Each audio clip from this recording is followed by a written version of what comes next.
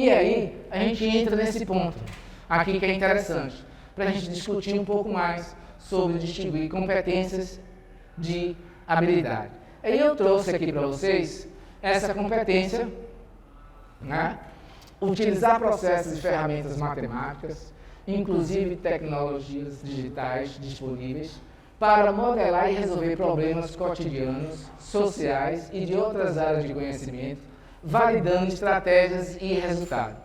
Observa que a competência ela é mais pessoal, ela é mais ampla, né? Esse olhar para quando a gente tem e está pensando em desenvolver uma competência, não vai ser só naquele ano. A gente tem um período da educação básica para a gente desenvolver essas competências da nossa área. Se for a específica da nossa área, nós temos 8. E de que forma que elas vão dialogar com as habilidades? E aí eu preciso aproximar essa competência com as habilidades. Aí eu trouxe já um código alfanumérico, tá vendo? Ensino fundamental, 6º ano, matemática, 3ª habilidade. Pronto. O que ela está nos dizendo? Resolver e elaborar problemas que envolvem cálculos, aí tem lá mentais ou escritos, exatos ou aproximados, com números naturais, por meio de estratégias variadas, com compreensão dos processos desenvolvidos com ou sem uso de calculadora. Observa que eu posso ter outra habilidade também para poder juntar e desenvolver essa competência, que seria a 5ª competência nossa do componente. Mas a pergunta é, que eu estava colocando para vocês, como é que constrói uma habilidade? E aí a gente vem pensando um pouco mais, compreendendo um pouco mais da questão da competência, né? A gente chega a uma discussão, uma ampliação, que a gente também precisa criar algumas habilidades. Até porque muitas vezes nossos alunos ainda não acompanhou, talvez, aquele ano, aquela série, tá? Então, a competência, ela é mais subjetiva e pessoal, enquanto a habilidade é algo mais prático, mais tangível. Geralmente, e aí a gente refaz esse recorte aqui, que é muito importante, quando você precisa, né, tá com uma dor de dente, quer fazer um tratamento de dente, você procura um dentista competente, não é isso? Nessa competência, o que é que você espera dele? Que ele tenha o quê? A habilidade e o conhecimento, não é isso? Sobre, não é verdade? Então, ó, é por meio desse exercício de habilidade específica que chegamos a desenvolver uma competência. E aí a gente tem que parar um pouquinho para pensar que vai depender muito das estratégias. Aquilo que eu coloquei no início, né? Nem todo mundo aprende do mesmo jeito. E aí a gente tem que olhar para a sala de aula e pensar em estratégias variadas. Olha, hoje eu vou trabalhar teoria e prática, porque eu sei que a turma colocar a mão na massa, fazer a parte teórica aqui, não é só suficiente. Mas se eu trazer, né? Vou pensar aqui em uma atividade prática e aí vou associar isso com a parte teórica, talvez isso aqui vai ficar mais dinâmico. E aí a gente observa que o aluno consegue compreender melhor assim. Aí vem a estrutura frasal das competências e habilidades, tá? Eu estou trazendo aqui para vocês como é que se constrói a habilidade. Então, a habilidade, eu tenho o eixo cognitivo somado com o eixo do conhecimento. Eu coloquei isso para vocês na parte inicial hoje de manhã, porque eu estava falando de como construir uma questão. Lembra? É importante para a gente. Então, o eixo cognitivo somado com o eixo do conhecimento, somado com o contexto, tá? Ou com o modificador, e a gente vai ver isso de perto como é que fica, dá o resultado de quê? Da habilidade que a gente espera. Tudo isso é muito simples. É só quando você entrega uma atividade ao nosso estudante, aquela frase que eu coloquei para vocês. Ele pergunta logo, professor, isso aqui é para fazer o quê? Aí você diga para ele, leia novamente, né? Aí está dizendo que é para você fazer o quê? Pronto. Esse eixo cognitivo, gente, é um momento onde você tem que parar para ouvir o estudante e aguardar ele fazer essa leitura. Porque a gente está falando aí da taxonomia da aprendizagem.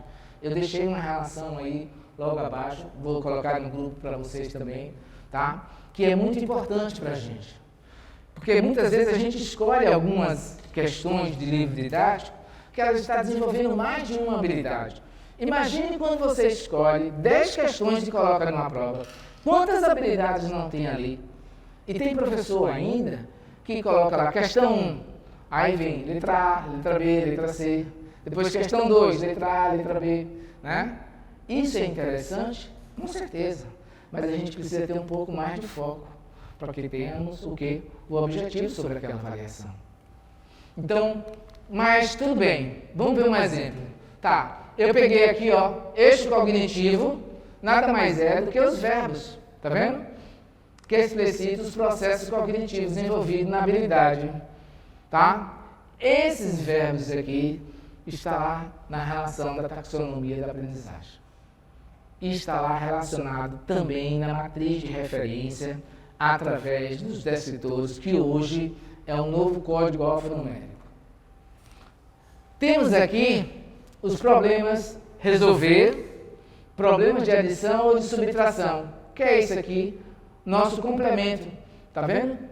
Observa que eu estou trazendo aqui os verbos que explicitam os objetos de conhecimento. Então, o eixo cognitivo somado com o eixo do conhecimento, mais o contexto, vai nos dar a habilidade. E aí a gente já tem um olhar específico agora para a gente repensar a estrutura dessa habilidade. Então, se eu quero resolver problemas de adição e subtração, tá, mas, Botelho, e aí? Na primeira casa, segunda casa, primeira ordem, segunda ordem, eu vou até onde? Pronto. Aqui, ó, resolver problemas de adição e subtração envolvendo os números naturais até 3 ordens, com o significado de juntar, acrescentar, separar ou retirar. Nós chamamos aqui de contexto ou modificadores, tá vendo?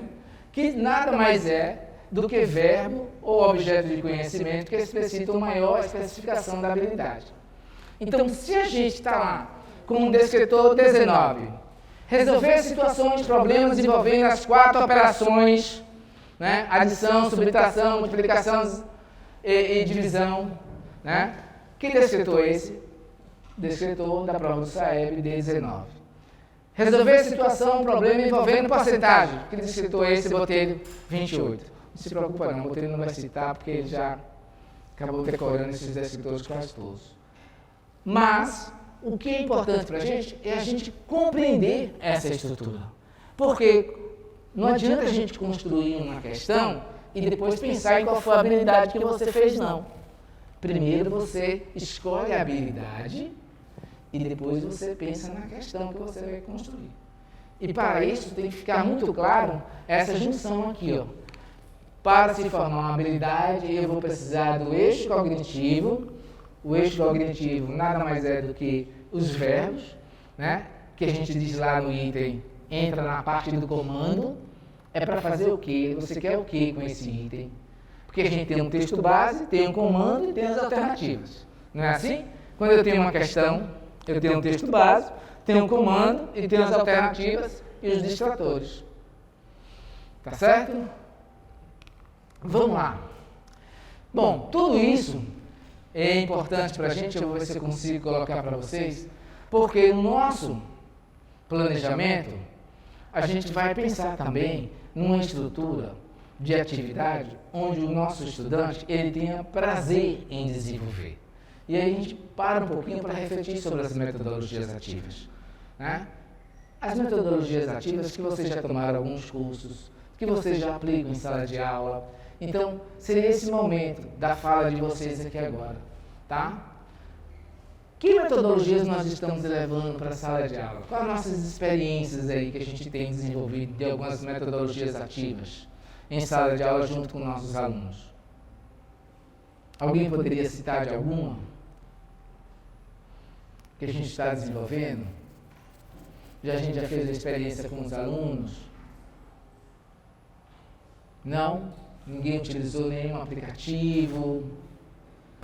Tem costume usar e virtual. São jogos matemáticos. Vai reforçar um pouco mais o aprendizado dos alunos. E como é a participação deles? Eles gostam dessa participação? Sim, todos Não se envolvem tanto? Por mais que o celular seja interessante para eles, mas é interessante os joguinhos, os videozinhos, né? Na hora da atividade que eles ensinam, não são todos que eles desenvolvem. Quem mais? Uhum.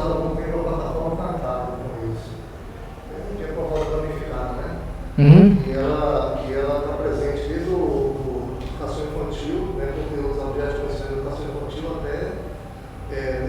superior também. Então, o engajamento também, da mesma forma, né? Alguns gostam porque envolve ali conteúdo, mas envolve algo ramificado ali, que eles podem ganhar energia, né, planetas e tal, e vai, ali ele vai construindo conhecimento, ele vai tendo pontos de energia, essas coisas. Então, assim, vai unindo ali um pouco da ramificação com um pouco do conteúdo da gente. E aí, alguns gostam, o senhor vai passar essa unidade, não vai, tá? A gente utiliza como um reforço do que eu estou vendo em sala de aula. Então, o objeto de conhecimento que eu estou vendo, eu passo a plataforma como reforço ali mesmo do objeto, eles poderem fazer também. Tá? Pois é, então assim, ó, é o campo fértil nesse momento de a gente trazer o aluno nesse protagonismo. A gente está falando tanto do protagonismo do estudante, da participação ativa deles. Né? Tem um livro muito bom que é o Minecraft Education. Né? Eles têm um acesso, eles gostam muito desse livro, porque você consegue acessar e eles criam um mundo dele virtual, onde tem esses joguinhos que a gente fala tanto, né? Que a gente constrói nosso mundo aqui no Minecraft através de blocos. E aí você cria personagem, cria uma cidade, né? Você cria um jogo também de futebol, tem toda uma estrutura, mas tem toda uma organização. É essa organização que a gente traz dentro de um planejamento. Né? Ele não cria um jogo do nada. Então, primeiro ele vai ter que pegar o planejamento dele, qual é o jogo que ele está pensando, né? O que é que ele vai colocar nesse jogo. E aí você vai pensando e vai observando no Minecraft Education, ele fala muito das questões das habilidades que serão desenvolvidas, que é justamente o que cada personagem tem condição de fazer.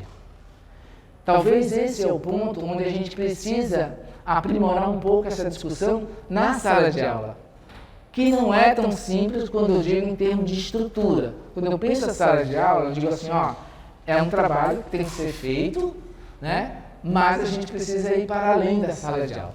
Se a gente ficar preso à sala de aula, a gente sabe que na sala de aula a gente não tem esse laboratório na sala de aula. A gente pode ter na nossa escola. Mas a estrutura dessa discussão, o que é que eles estão lendo sobre isso, né? O que é que está mais chamando a atenção? E aí tudo isso vem atrelado a justamente o nosso planejamento. Então você, dentro desse planejamento, dentro dessa proposta, trazendo, seja ele um jogo, tá? Ou não, ou qualquer outra proposta que o aluno possa nos oferecer, mas alinhado a um objeto de conhecimento. Então, quando você traz tudo isso, traz uma reflexão ao tema integrador que você está querendo desenvolver. Então, é muito importante, e a gente vai fazer esse experimento aqui, tá bom? Porque a gente vai dar ênfase aqui, ó, é importante quando ele traz, que diz que a pedagogias ativas dá ênfase na questão de você repensar o tempo todo o processo de oferecer o aluno para pesquisar, né, questionar, criação, reflexão. Quer dizer, são momentos onde a gente para um pouquinho e nosso aluno ele começa a dialogar com a gente. Porque a gente fala muito da questão da motivação, né? Nossos alunos estão desmotivados. A gente tenta, apresenta isso para eles, mas parece que nada motiva. Mas quando você inverte o processo e diz, olha, existem essas possibilidades, a gente vai criar isso aqui. Vamos então criar juntos, não tem nada pronto. Claro que tem um roteiro, né? A gente não deixa. O professor sempre tem um planejamento no segundo plano aqui, já preparado. Mas a gente gostaria de muito ver a participação e a criação de cada um. E aí surgem coisas interessantes. Aqui, por exemplo, a gente fez um experimento, ó, precisa criar um trem da escola. Sim, mas como é que a gente vai criar? Vai criar todo mundo junto? Sim, todo mundo junto. E aí cada um foi pensando, né? E aí, de repente, olha a gente trabalhando, principalmente aquelas habilidades essenciais, né? Que é a base diz tanto. A gente saber ouvir, ter a empatia pelo outro. Teve gente que diz assim, professor, eu não sei desenhar. Né? E quando a gente não traz essa oportunidade para discutir essas metodologias ativas na escola, a gente repensa um pouco. A culpa muitas vezes não foi da nossa professora, mas a gente traz essa reflexão. Quantas vezes eu trabalhei esse ano com um compasso, com um esquadro na sala de aula? Com uma régua, com uma tesoura? A gente mesmo, né? Eu não digo a nossa professora de alfabetização, lembra da nossa professora de alfabetização? Lembrou o nome dela agora? Hein? Você lembrou o nome da sua? Margarida levava sempre para a sala de aula jogos? Tesoura, régua, compasso? Não tinha não? E no ensino fundamental 2, quantas vezes você fez isso? Não precisa responder.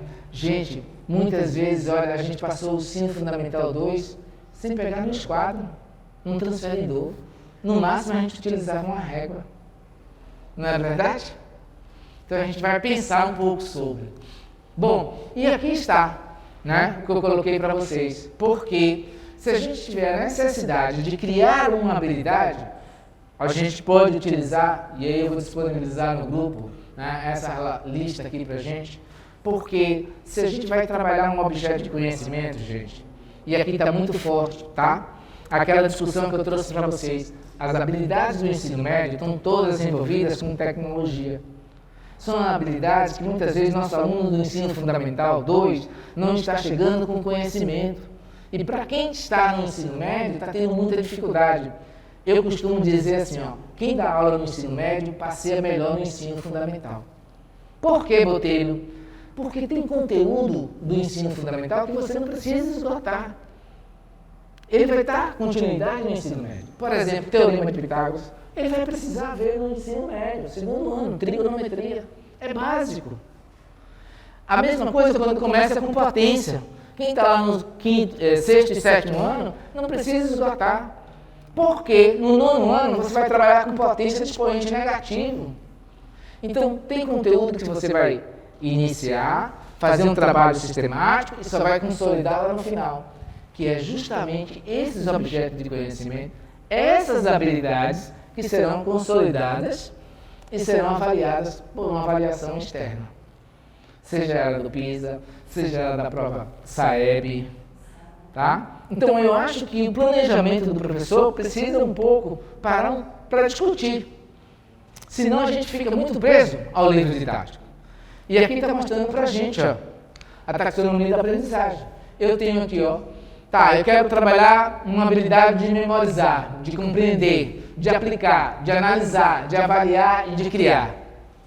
Observa que existe uma sequência crescente aqui de dificuldades. A mesma coisa dentro de um item. O item ele caminha naquela escala de aprendizagem que você vê de 125, 150, 175, 200, 225, 250, 300. Aí quando eu olho para a minha escola, e eu não vou perguntar a vocês, em que nível a escola de vocês estão? No máximo 4. Não é verdade? Tem escola que está no nível 3. Né? Camaçari está em qual? Lembra? Você imagina com o investimento que estão sendo feitos. Anos finais está em 3 e 4. Língua portuguesa e matemática 4. Nós temos 10. Então, a forma como a gente está planejando, muitas vezes, não, sabe? A gente precisa compreender um pouquinho para a gente poder avançar. Então, aqui, se eu quero fazer uma atividade, ó, de memorizar, desenvolver essa habilidade, eu vou ter que fazer meu aluno atividade de listar, relembrar, reconhecer, identificar, localizar, descrever, citar. Ah, eu quero desenvolver uma habilidade de compreender. Eu vou levar atividades que meus alunos podem esquematizar, relacionar, explicar, demonstrar. A gente precisa pensar nesse planejamento por habilidade e competência, levando em consideração, principalmente, esse desenvolvimento aqui do eixo cognitivo. Se eu quero aplicar, tá vendo? As habilidades aqui, ó, as atividades que eu tenho que pensar com as habilidades menores. Utilizar, implementar, modificar, experimentar, calcular, demonstrar, classificar. Então, assim, muitas vezes não é só explicar o conteúdo, né? O que é que está por trás desses conteúdos é pensar, minha aula tem que ter uma intencionalidade. Gente, tem hora que a gente está reunindo com nossos colegas, eles dizem assim pra gente, né? Principalmente se for ali de tarde, mais ou menos, eles falam, ó, segura aí um pouquinho, peraí, fica aqui na mesa, eu só vou ali dar uma aula e volto. Aí o outro diz assim, você vai trabalhar? Ele diz, não vou trabalhar não, eu só vou dar uma aula ali e volto. Gente, você vai trabalhar sim, não é pouco não, é muito. Não é verdade?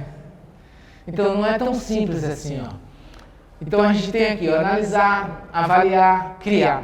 Essa é a mais complexa. Tá? Por que tudo isso, Botelho?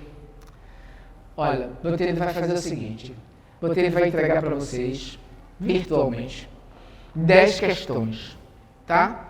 2 questões fáceis, 2 questões difíceis e 6 questões medianas. Pronto. 2 fáceis, 2 difíceis, 6 medianas. Se eu pedisse para vocês montarem agora uma prova, colocar em ordem essas questões, como seria arrumada essa prova? Botelho, você está querendo dizer o quê?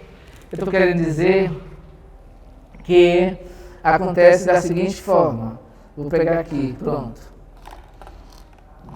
Tá? Só para mostrar para vocês como é que a gente pensa, então. Ó, pensando na nossa prova mesmo, na avaliação da aprendizagem, tá? Eu tenho questões fáceis, 2, tenho questões medianas, no caso 6, e tenho questões difíceis, 2. Se fosse para montar uma prova, eu montaria como? Eu quero fazer uma relação importante, sabe com o quê? Com a avaliação do SAEB, onde a gente tem 7 blocos e 21 cadernos. Onde a gente tem uma turminha pequena como vocês, e se a gente olhar os descritores de matemática, são 37. Como é que eu tenho 37 descritores para rodar nessa sala, onde eu tenho aqui no máximo 13, 14 alunos? Né? Então, esse movimento é interessante, a maneira como eles organizam, porque a gente pode rodar aqui 37 questões, sendo que, né, o item que vai ser respondido por Karina não vai ser respondido por Benedito, não vai ser respondido por Mariano, né, por Milena. Então, assim, mas como é que isso funciona, Botelho? Funciona assim, gente, olha, são as questões fáceis e difíceis, a mesma quantidade que você tem de fácil, você tem de difícil. São elas que definem a quantidade de cadernos. Se eu tenho 2 fáceis, 2 difíceis, então eu só tenho 2 cadernos. Qual é a forma de montar, Botelho? Aí tem toda uma estrutura lógica, coisa que muitas vezes a gente não faz na nossa sala de aula. A gente começa com uma questão fácil, a gente depois pega uma questão, 2 questões, aí no caso de 6 eu vou pegar 3 medianas, já vai para 4. A quinta já é difícil. A sexta eu volto com uma fácil. Por quê? Porque motiva o nosso estudante. Para pensar quantas vezes você estava fazendo concurso e quando você está lá cansado, acertou essa questão, rapaz, acertei, chega a dar aquela respiração, dá outro gás, dá vontade ainda de continuar, não é isso mesmo? E aí você vem com as questões médias e por último, a difícil. Gente, na maioria das vezes, nós professores, a gente não tem esse tempo e muitas vezes a gente não está atento a isso. Aí a gente coloca as questões fáceis, médias e difíceis. O que é que acontece? Nossos alunos começam a acertar, acertam algumas medianas e depois ou ele chuta ou então ele abandona o barco. Não é verdade? Já a avaliação do SAEB, não, ela pensa todo nesse momento. Deixar o aluno motivar, deixar o aluno respirar e deixar o aluno pensar. Então, depois que vir uma questão difícil, automaticamente vai vir uma questão fácil. Isso serve para a vida, isso serve para concurso, né? E a gente muitas vezes não está atento a isso. Então, hoje, quando o Botelho pega uma avaliação do Enem, a gente já sabe até pela alternativa, né? A alternativa diz muito a gente qual é o gabarito. E aí a gente vai adentrar depois, se der tempo, para discutir. Porque o mais importante da avaliação que você estrutura, é o gabarito. O gabarito é a questão certa. Beleza. Mas e os distratores? E as alternativas erradas? E aí já lá vem Botelho novamente fazendo a pergunta. Se eu faço uma prova objetiva, pego uma questão do livro didático, coloco o gabarito que está lá a resposta, como é que eu vou colocar as alternativas erradas? Eu escolho como? Todo mundo levantando a mão querendo um bis. Ainda tem bis ali. Imagine aí. Como é que a gente escolhe? Não tem nada certo, não tem nada errado. Hein, gente? A gente diz o quê? Pega o número mais próximo daquele gabarito, não é isso? A gente tem tempo de responder todas as questões? E analisar? Não. Geralmente você pega um resultado que foi o gabarito, foi 12, 15, por exemplo, e você coloca alguns números, ou vocês respondem, tem o maior cuidado de responder para poder saber como é que vai colocar. Então,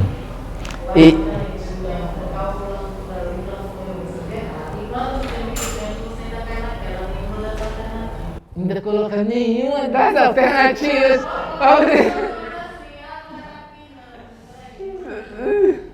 Pois é, e os distratores, na realidade, são habilidades incompletas.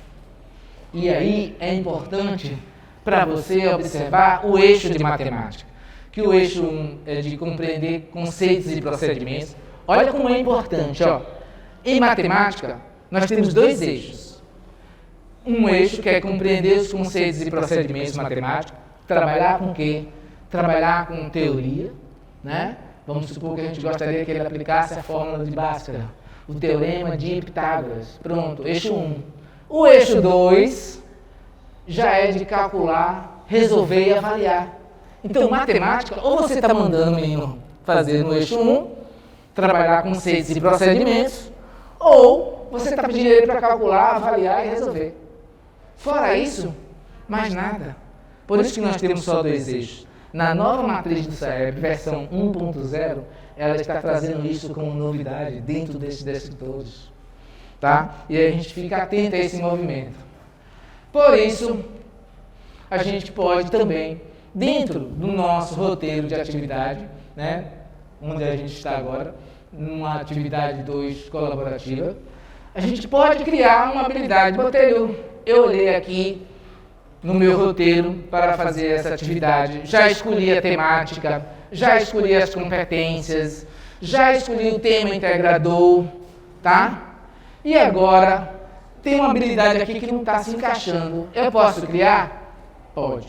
Fique à vontade para criar a habilidade, tá? Então, na oficina de planejamento de uma ação pedagógica, agora que a gente já sabe que para criar uma habilidade é só eu pegar um eixo cognitivo, né? E para o eixo cognitivo eu tenho esses verbos aqui, que eu vou disponibilizar para vocês, tá? E sei que para fazer isso eu vou precisar do eixo do conhecimento mais o eixo cognitivo e mais um contexto, vai encontrar a habilidade.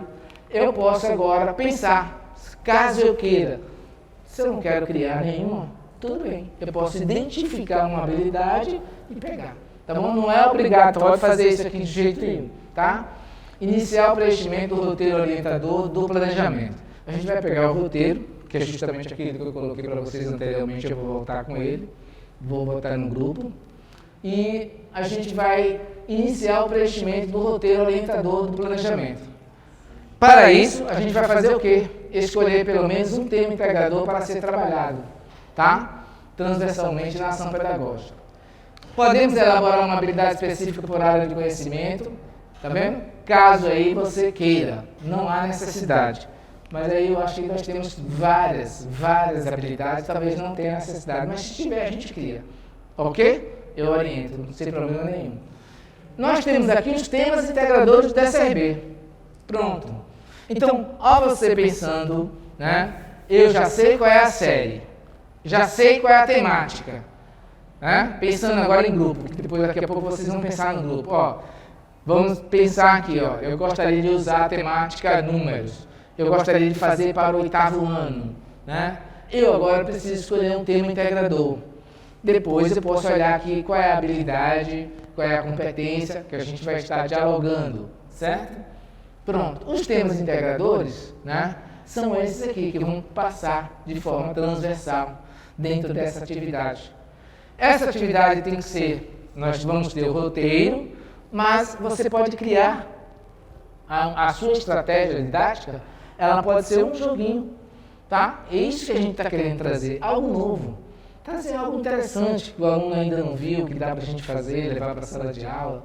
Por isso que eu citei aqui, né, a gente tem o Kahoot, a gente tem o EducaPlay, né, a gente tem o tablet, a gente tem também o Jamboard, né, que dá para fazer online alguns jogos, algumas atividades que os alunos possam interagir, tá bom? Aliás, esses 2 anos de pandemia, teve algum momento também, né, você viu que foi pego de surpresa a maioria dos professores, E a gente teve uma certa dificuldade, não foi? Mas depois até que foi legal, a gente conseguiu, tivemos uma experiência nova, né? Fizemos algumas lives, participamos de algum momento com jogos interativos com os estudantes. Então, e esse ano, eu pergunto a vocês, quantas lives vocês fizeram? Não responde não. Então, por quê? Porque muitas vezes a gente estava no sistema presencial. Muita coisa que a gente aprendeu nesses últimos 2 anos, a gente precisa agora estar repensando. Tá certo? Vamos lá então. Nos temas integradores, a gente tem aqui, ó, meio ambiente, né? Educação ambiental e educação para o consumo. Pode ser um tema. Economia, tá? Que a gente pode trabalhar com a educação financeira e a educação fiscal. Nós temos saúde, tá bom? Podemos trabalhar com cidadania e civismo, vai depender muito do grupo. Multiculturalismo, ciências e tecnologia. Então, vai ficar à vontade aí para o grupo escolher um desses temas integradores para que a gente possa pensar a orientação. E na oficina, como a gente vai fazer, a gente precisa aí agora, ó, tá? Identificar o objeto de conhecimento a ser trabalhado, definir as estratégias metodológicas que promovam o alcance das habilidades propostas para serem desenvolvidas, tudo aquilo que eu estava colocando quando eu estava lendo um roteiro orientador. E descrever no planejamento as estratégias, né? Ou outras que possam compor o planejamento. Esse roteiro que a gente vai seguir aqui, ó. Tá bom? A partir de amanhã, pela manhã, eu vou trazer justamente a discussão dos mapas focais, certo, Helena? Vou trazer uma ampliação muito legal para discutir sobre o processo de avaliação, que eu acho que é importante para a gente, e trazer para vocês, distribuir para vocês os mapas focais por ano, tá? Aí você não vai ter mais esse trabalho não, você vai ser o que é essencial do 6º, do 7º, do 8º, do 9º, para alinhar, tá? Mas eu quero dúvidas, ouvir de vocês dúvidas aqui, ó, porque a estrutura é essa. Roteiro, a gente vai fazer o quê? Tá aqui, o nosso roteiro. Simples, prático. Olá pessoal, hoje a gente está terminando mais um momento formativo, onde a gente discutiu um pouco sobre a trilha dos conhecimentos do DSRB, alinhado com a BNCC, o DSRB e o DSRM.